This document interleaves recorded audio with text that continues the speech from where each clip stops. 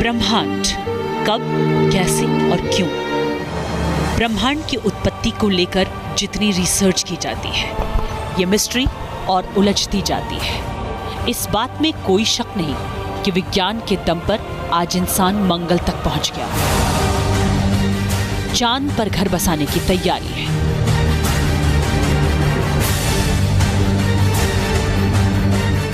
लेकिन एक रहस्य आज भी विज्ञान सुलझा नहीं सका है कि आखिर इस दुनिया की उत्पत्ति कैसे हुई, कैसे आया धरती पर इंसान का वजूद। ये कुछ ऐसे सवाल हैं जिनके जवाब तलाशने के लिए वैज्ञानिक सालों से मशीनों में जूझ रहे हैं। दावा किया जाता है कि हमारी और आपकी इस प्यारी धरती का जन्म लगभग 4.5 अरब साल पहले हुआ।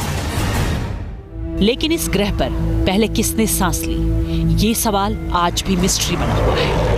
अक्सर माना जाता है कि डायनासोर इस धरती के सबसे पुराने बाशिंदे हैं, लेकिन इन्हें भी लुप्त हुए करीब 16 करोड़ साल हो चुके हैं। डायनासोर का इस ग्रह पर खात्मा कैसे हुआ, इस रहस्य की तहकीकात आज तक अधूरी है। कोई इनके अंत की वजह धूमकेतु को बताता है तो कोई जलजले को। अगर कहा जाए कि पृथ्वी अपने आप में अनगिनत रहस्य समेटे है तो अतिशयोक्ति नहीं होगी, क्योंकि जितना इसके रहस्यों को जानने की कोशिश की जाती है, दिलचस्पी उतनी बढ़ती जाती है। अच्छा लगा मैडम जी नक्शा? ऐसे ही एक रहस्य से आज हम आपको रूबरू कराने जा रहे हैं, जो आपको सिर्फ हैरान ही नहीं करेगा बल्कि आपका सर चकरा देगा, क्योंकि हम आपको लेकर चलने वाले हैं पौधों की रहस्यमयी दुनिया में। पौधों की ये वो तिलस्मी दुनिया है जिसके बारे में शायद आपने पहले कभी नहीं सुना होगा। क्या आप जानते हैं कि 40 करोड़ साल पुराना पौधा आज भी जिंदा है? क्या आप यकीन करेंगे कि एक पेड़ डायनासोर से भी ज्यादा पुराना हो सकता है? एक पेड़ जो डॉक्टरी करता है, एक पौधा जो महज छूने भर से शर्मा जाता है या इंसान के पास आते ही खुशी से नाचने लगता है। यकीनन जो बातें हम कह रहे हैं वो आपके गले से उतरना मुश्किल है, लेकिन ये सच है। देश में आज भी ऐसे पेड़ पौधे मौजूद हैं जो 40 करोड़ साल पुराने हैं। आज भी ऐसे पेड़ हैं जिनका न बीज होता है न कलम, फिर भी ये पेड़ अपनी प्रजाति बढ़ा रहे हैं। इतना ही नहीं, हम जो अब आपको बताने जा रहे हैं उसे सुनकर तो आपको अपने कानों पर भरोसा ही नहीं होगा, क्योंकि देश में एक पौधा ऐसा भी है जो करोड़ों साल पहले विलुप्त हो चुका है, लेकिन वैज्ञानिकों ने हवा की मदद से उस पौधे को फिर से जिंदा करने का दावा किया है। तो चलिए हम आपको लिए चलते हैं पेड़ पौधों की इस रहस्यमयी दुनिया में, जिसकी शुरुआत होती है दिल्ली से सटे नोएडा से। नोएडा का बोटानिक गार्डन अपने आप में आश्चर्यजनक और बेहद अनूठा है। यूँ तो तमाम तरह के बोटानिक और बोटानिकल गार्डन्स में तरह तरह के पौधे लगाए जाते हैं और संरक्षित भी किए जाते हैं, लेकिन 40 करोड़ साल पुराने पौधे यहाँ के बोटानिकल गार्डन के एक खास सेगमेंट में संरक्षित किए जा रहे हैं। साथ ही जुरासिक एज और कार्बन एज के भी कुछ पौधों को यहाँ संरक्षित किया जा रहा है, जो कि वाकई आश्चर्यजनक है और यहाँ के वैज्ञानिकों के लिए एक बड़ी उपलब्धि मानी जा सकती है। तो आज हम आपको बताएंगे यहाँ के कुछ पौधों की खासियत, किस तरह से ऑर्नामेंटल और कुछ मेडिसिनल प्लांट्स यहाँ पर संरक्षित किए जा रहे हैं, उनको डेवलप किया जा रहा है, और साथ ही बताएंगे कुछ रोचक तथ्य और आश्चर्यजनक बातें। दुनिया का सबसे पुराना पौधा दिखाएं, उससे पहले हम आपको रहस्य समेटे इस बोटानिक गार्डन के बारे में बताते हैं। दरअसल इस बोटानिक गार्डन को बनाने का सपना देखा गया था साल 1992 में। ब्राज़ील में अर्थ समिट के दौरान ये तय किया गया था कि सभी देश पेड़ पौधों की विलुप्त होती प्रजातियों को संजो कर रखेंगे, साथ ही उन वनस्पतियों को भी विकसित किया जाएगा जो खत्म हो गए। इस समिट में शर्त ये रखी गई कि सभी देश पेड़ पौधों को अपने देश के नक्शे की आकृति में विकसित करेंगे और उस आकृति के क्षेत्रफल के हिसाब से ही हर राज्य के पेड़ पौधों को जगह दी जाएगी। आपको बता दें कि जम्मू कश्मीर से लेकर केरल तक, केरल के नीचे कन्याकुमारी तक का ये जो हिस्सा आप देख रहे हैं उसको एक नक्शे में यहाँ पर बनाया गया है और हर एक क्षेत्र के, हर एक राज्य के पौधे को जो कि वहाँ का खास पौधा हो यहाँ पर लगाया गया है ताकि जो भी लोग यहाँ आए वो अवेयर हो सकें। और साथ ही यहाँ रात में ये लाइट्स जलती हैं और ऊपर से अगर आप एरियल शॉट इसका देखते हैं तो आपको नजर आएगा एक तिरंगा। जी हाँ, सैफ्रॉन कलर, वाइट कलर और नीचे ग्रीन कलर, ये तमाम कलर्स आपको नजर आते हैं। यानी कि भारत का एक ऐसा गार्डन जो कि भारत की पहचान बने और देश के तमाम वो पौधे जिनका संरक्षण किया जा सके, इस मकसद से इस गार्डन को बनाया गया है। चलिए अब हम आपको दिखाते हैं वो रहस्यमय पौधा जिसके बारे में दावा किया जा रहा है कि यह करीब 40 करोड़ साल पुरानी प्रजाति है और इसे हवा के डीएनए से उगाया गया है। इस पौधे का नाम है सेल्यूटिम न्यूडम। इस वक्त हम मौजूद हैं बोटानिक गार्डन के जिस सेक्शन में, वहीं पर वो पौधा मौजूद है। जी हाँ, मेरे हाथ में जिस पौधे को आप देख रहे हैं ये पतली पतली सीख जैसे पौधे जो कि विलुप्त प्रजाति मानी जाती हैं और ये 40 करोड़ साल पुराने पौधे हैं।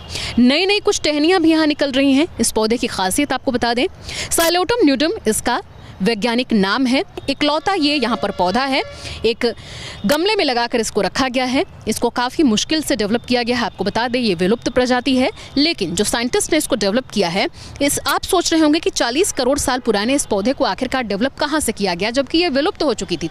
आपको बता दें कि इसमें फल नहीं लगता, इसमें फूल नहीं खिलते, इसमें जड़ नहीं होता, सिर्फ राइजोम होता है, जड़ की आकार का ही होता है लेकिन वो जड़ नहीं होता, और इसमें बीज भी नहीं होते। जब फल नहीं होता तो जाहिर सी बात है इसमें बीज भी नहीं होंगे। सवाल जो हमारे मन में आया वो आपके दिमाग में भी कौंध रहा होगा कि जब ये प्रजाति 40 करोड़ साल पहले विलुप्त हो चुकी है तो बिना बीज और कलम के इसे फिर से कैसे उगाया गया। तो यकीन मानिए ये पौधा जितना साधारण दिखाई देता है उससे कहीं ज़्यादा मुश्किल इस पौधे को फिर से उगाने के पीछे की कहानी है, जिसे वैज्ञानिक भाषा में तकनीक का नाम दिया जा सकता है। बताया जा रहा है कि सेल्यूटिम न्यूडम को हवा में फैले इसके डीएनए के जरिए विकसित किया गया। वायुमंडल की परत में इसके जीवाश्म मिले। ये जीवाश्म जब मिट्टी के संपर्क में आए तो इस पौधे का जन्म हुआ। सबसे पहले बेंगलुरु में सेल्यूटिम न्यूडम प्रजाति का पौधा मिला। जब इस पौधे पर रिसर्च की गई तो पता चला कि सेल्यूटिम न्यूडम करीब 40 करोड़ साल पुरानी प्रजाति है और वक्त के साथ ये प्रजाति विलुप्त हो गई थी। लेकिन इसका फिर से पाया जाना वैज्ञानिकों के लिए किसी मैजिक से कम नहीं। बरसों साल पहले इनका जो है अवशेष इनकी उत्पत्ति हुआ करती थी और वो जो फॉर्म्स हैं आज हमें फॉसिल के रूप में मिलते हैं। तो आज जो पौधा हमें मिलते हैं, हम लोग उसका स्टडी करते हैं, इंटरनल स्टडी करते हैं, एक्सटर्नल मॉर्फोलॉजिकल स्टडीज़ करते हैं। और जब इंटरनल स्टडीज़ प्रीवियस पहले के जो मिलने वाले पौधे हैं जो कि फॉसिल के फॉर्म में हैं, अगर सेम कैरेक्टर होता तो हम उसको बोलते हैं फॉसिल प्लांट्स या लिविंग फॉसिल बोलते हैं। और इस तरह से बेसिस पे ही हम बता पाते हैं कि ये किस टाइम पीरियड का प्लांट रहा होगा। और जहाँ तक सवाल है जीन का और चाहिए, ये नेचर में अपने आप में अवेलेबल हैं और मौका जैसे मिलता है इनको, फेवरेबल कंडीशन जैसे मिलता है, ये फिर ग्रो होते हैं। अब आपको यहाँ मौजूद एक और पौधा दिखाते हैं जिसके बारे में कहा जा रहा है कि ये पौधा करीब 27 करोड़ साल पहले की प्रजाति का है, लेकिन इसे फिर से संरक्षित किया गया। इस पौधे का नाम है एक्ज्यूटम हाइमेने या हॉर्स टेल। ये कार्बन एज के पौधे हैं। ये देखिए, ये बम्बू ट्री की तरह नजर आ रहे हैं। बम्बू ट्री काफ़ी बड़ा होता है और ये काफ़ी छोटा है। एक गमले में लगाया गया है। ऐसे 5 गमले यहाँ पर मौजूद हैं और देश का ये इकलौता ऐसा बोटानिक गार्डन है जहाँ की 40 करोड़ साल और 27 करोड़ साल ये पुराने पौधे मौजूद हैं जिनको कि संरक्षित किया गया है, इनको बचाया गया है और नए सिरे से डीएनए से इनको डेवलप किया गया है। ये देखिए, इनमें नोड्स हैं और इंटर नोड्स हैं, जैसे कि बांस में जनरली देखने को मिलता है। अगर आपने बांस को करीब से देखा होगा तो ये देखिए, ये नोड्स हैं जो कि एक दूसरे के कुछ दूरी पे होते हैं, और बीच की जो जगह होती है इसको बोलते हैं इंटरनोड्स। ये खोखला होता है और ये भी बिल्कुल खोखले हैं, इनमें इंटरनल टिश्यूज़ नहीं होते हैं, जिससे कि स्ट्रॉ की तरह आप इनसे पेप्सी, कोका, कोला कुछ भी पीने के लिए, दूध, चाय, पानी पीने के लिए इस्तेमाल कर सकते हैं। ये स्ट्रॉ की तरह होते हैं, ये इनकी खासियत है। मैक्सिमम नंबर ऑफ प्लांट्स हैं, मोर देन 10,000 प्लांट्स जो हैं वो बाहर के प्लांट्स हैं और अपने देश के 23 स्टेट से लाए गए प्लांट्स हैं। तो सारे प्लांट्स इस तरह से ही यहाँ पे इंट्रोड्यूस किए जा रहे हैं और उनको बचाया जा रहा है। इसी पद्धति के थ्रू ही ये पौधे यहाँ पे आए हैं। इसके लिए जो माहौल होता है हम कोशिश करते हैं जो हमारे अपने पास जो रिसोर्स है उसके बेसिस पे। और मैं ये देख रहा हूँ कि हमने इसको प्लांटेशन किया था 13 अगस्त 2013 को और आज 2015 हो रहा है नवंबर। अब तक ये सर्वाइव कर रहा है, यानी कि ये संरक्षित है। इसके लिए ये जो माहौल है ये इसको अडेप्ट करने के लिए सफिशिएंट है और इस तरह से ये अभी तक सर्वाइव कर रहा है। वैसे अगर भारत में सबसे पुराने पेड़ की बात करें तो बोध गया का बोधि वृक्ष अब तक का सबसे पुराना पेड़ माना जाता है, जिसके बारे में कहा जाता है कि बोधि वृक्ष करीब 2300 साल पुराना है और गौतम बुद्ध को बोधि वृक्ष की छाया में ही ज्ञान की प्राप्ति हुई थी। इस वृक्ष की एक टहनी को 286 ईसा पूर्व में श्रीलंका ले जाकर वहां अनुराधापुर में रोपा गया था, जो इंसान द्वारा रोपा गया सबसे पुराना पेड़ माना गया। हालांकि बोटानिक गार्डन में आने के बाद बोधि वृक्ष के सबसे पुराने पेड़ होने की थ्योरी थोड़ी धुंधली सी पड़ गई है। गार्डन में सेल्यूटम न्यूटम और एक्ज्यूटम हाइमेनी को देखने के बाद यकीनन पौधों को लेकर हमारी जिज्ञासा अपने आप ही बढ़ गई। हम आगे बढ़े तो एक ऐसे पेड़ पर नजर पड़ी जिसके बारे में दावा किया जाता है कि ये पौधा परमाणु बम के असर को भी बेअसर कर देता है। जापान के हिरोशिमा और नागासाकी की इन तस्वीरों को देखकर आज भी दिल दहल जाता है, लेकिन आप चौंक जाएंगे ये जानकर कि रेडियो एक्टिव पदार्थों से भर चुके जापान के इन 2 शहरों में उगने वाला ये पहला पौधा था। ये वो पौधा है जो गुलाबी फूल आप देख रहे हैं, ये गुलाबी कनेर के रूप में जाना जाता है। जब जापान में बम्बार्डिंग हुई थी उसके बाद जो सबसे पहला पौधा वहाँ पर उगा था वो यही पौधा था, और आप इससे अंदाज़ा लगा सकते हैं कि इसकी क्षमता कितनी अधिक है प्रदूषण को सोखने की, प्रदूषण कंज्यूम करने की, क्योंकि यही पौधा सबसे पहले उगा और इसी के बाद इस पौधे को पूरे विश्व भर में पॉल्यूशन कंट्रोलिंग के लिए इस्तेमाल किया जाता है। नोएडा बोटानिक गार्डन में एक और पौधा है जो इन दिनों लोगों के आकर्षण का केंद्र बना है। इस पौधे का नाम है जिंगो बाइलोबा। बताते हैं कि जिंगो बाइलोबा जुरासिक काल का पौधा है, यानी पौधे की ये प्रजाति धरती पर डायनासोर की गवाह रही है। जिंगो बाइलोबा ने दुनिया में डायनासोर का अंत देखा है। और ये है जुरासिक काल का पौधा। जी हाँ, आपने जुरासिक पार्क मूवी देखी होगी। वो काल्पनिक मूवी, काल्पनिक किरदार थे, काल्पनिक उसके तमाम उसकी चीज़ें थी, लेकिन ये रियल का पौधा है और उसी एज का पौधा है। वैज्ञानिकों के दावों पर अगर हम भरोसा करें तो हम जानकर आपको आश्चर्य होगा। ये पौधा फिलहाल सूख रहा है, इसलिए सूख रहा है क्योंकि इसका ये मौसम नहीं है। फरवरी में इसके पौधे इसकी जो पत्तियाँ हैं वो फिर से आ जाएंगी। फिलहाल ये पत्तियाँ सूख रही हैं, लेकिन ये किसी रहस्य से कम नहीं है कि जुरासिक काल के इस पौधे को किस तरह से सिर्फ हवा में तैरती हुई कुछ डीएनए से डेवलप कर लिया गया। बोटानिक गार्डन में ऐसे पौधों को संजोकर रखा गया है जो गंभीर बीमारियों में भी रामबाण साबित हो सकती है। बोटानिक गार्डन में जिस जगह इन जड़ी बूटियों को उगाया गया है उसे आयुर्वाटिका का नाम दिया गया है। यहाँ पर दुर्लभ किस्म का रुद्राक्ष का पेड़ भी है। पाचन तंत्र है, ये रक्त व परिसंचरण तंत्र है, तमाम तरह के अलग अलग बॉडी पार्ट्स के लिए यहाँ पर आप लोगों ने अलग अलग पौधे लगा रखे हैं। क्या है इनकी खासियत और किस तरह से आप इनको चूज़ करते हैं? इसको 8 भागों में हमने डिवाइड कर रखा है डिफरेंट रोगों के हिसाब से। जैसे डाइजेशन में इस्तेमाल होने वाली चीज़ें, ब्लड सर्कुलेशन में, या फिर गठिया के लिए, या चर्म रोग के लिए, या नर्वस सिस्टम के लिए, या फिर मेमोरी को बढ़ाने के लिए। कपूर का पौधा जो है जी, कपूर जो हम जनरली अपने घरों में इस्तेमाल करते हैं, ये उसी का पौधा है। हाँ, ये उसी का पौधा है। उसके बगल में देखिए काफ़ी बड़ा सा पौधा है जिसको हम लोग ड्रम स्टिक बोलते हैं, सहजन बोलते हैं, या मोरिंगा बोलते हैं। इसका पौधा है। ये एंटीबैक्टीरियल, एंटी फंगल इसमें एक्टिविटीज़ है। जी, चर्म रोग वगैरह में भी इसका इस्तेमाल सब में काम आ सकता है। आप बाएं हाथ पे देखेंगे तो इधर हल्दी का पौधा है जिसको टर्मरिक बोलते हैं। ये हल्दी का पौधा मैंने सिर्फ देख रखा था, मैं इसको पहचानती हूँ बस। आप पहचानती हैं, परंतु बहुत सारे ऐसे बच्चे हैं, बहुत सारे ऐसे लोग हैं जिन्होंने हल्दी खाई तो है, रोज़ खाते हैं, परंतु हल्दी कहाँ से आता है, किस बॉडी पार्ट में बनता है, ज़मीन के बाहर बनता है, ज़मीन से बाहर बनता है, उन्हें नहीं पता है, न पौधे को देखा है। अभी एक सबसे बड़ा पेड़ जो है यहाँ पर आप देख सकते हैं कि ये रुद्राक्ष का पेड़ है। रुद्राक्ष का पेड़ माना जाता है ये बहुत कम देखने को मिलता है। हाँ, ये सभी जगह तो नहीं उगता है, कुछ जो हिमालयन रेंज है या फिर लोतराई वाले एरिया है वहाँ पे भी मिल सकते हैं, परंतु सभी जगह नहीं होते हैं। तो पर यहाँ पर इसको लगाया गया, इसको संरक्षित किया गया और आप देख सकते हैं साक्षात।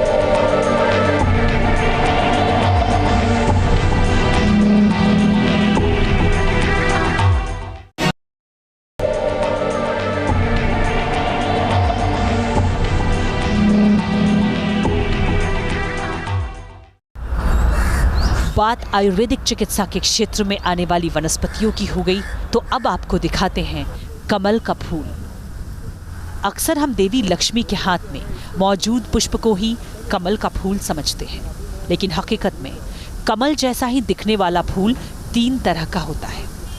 इन तीनों की अलग अलग किस्म नोएडा में संरक्षित की गई है। ब्रह्मा जी के हाथ में जो नील कमल होता है, क्या आपने वो देखा है?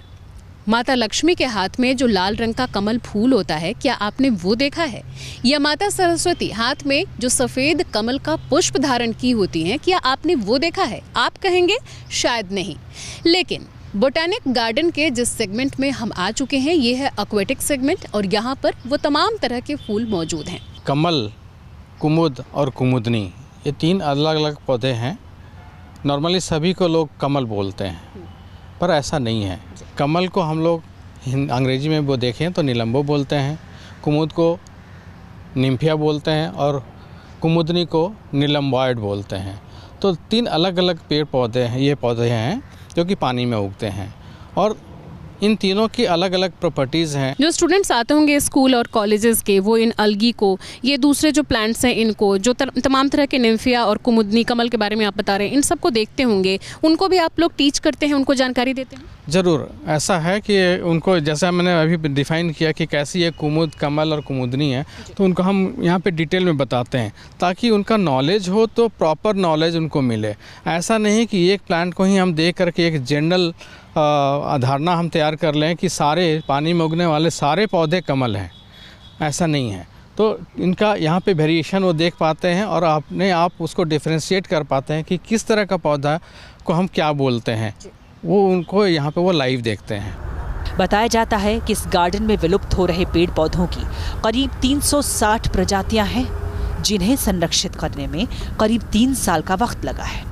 वैज्ञानिक भी इन पौधों के फिर से संरक्षित होने पर हैरानी जता रहे हैं, क्योंकि तब और अब में पृथ्वी के वायुमंडल में काफ़ी परिवर्तन आया है। ऐसे में इन प्रजातियों का पनपना विज्ञान के लिए भी किसी चमत्कार से कम नहीं है। आश्चर्य तो अपने आप में है, और मुझे तो इसकी अनुभूति हर दिन यहाँ पे होता है, क्योंकि जो पेड़ पौधे, हमें गर्मी लगती है, गर्मी के दिनों में तो हम एसी में बैठते हैं, जाड़े के दिनों में हम हीटर चलाते हैं, पर ये पेड़ पौधे जो एक नॉर्मल टेम्परेचर पे हुआ करते हैं, मान लीजिए 36 डिग्री पे या 40 डिग्री पे, वो 0 डिग्री पे कैसे सर्वाइव कर रहे हैं। तो ये इनकी अपने आप में एडेप्टेबिलिटी है, उसी के बेसिस पे सर्वाइव कर रहे हैं। तो ये बहुत बड़े आश्चर्यजनक बात है। हमारा तो साइंस भी यहाँ पे फेल हो रहा है। कुल मिलाकर देश में ये अपनी तरह का पहला ऐसा बोटैनिक गार्डन है जिसमें आकर 3 कालखंडों की अनुभूति होती है। लोग यहाँ आकर अपने आप को एक ऐसी दुनिया में पाते हैं जो करोड़ों साल पहले बीत चुकी है। Shweta Jaya, news nation, Noida.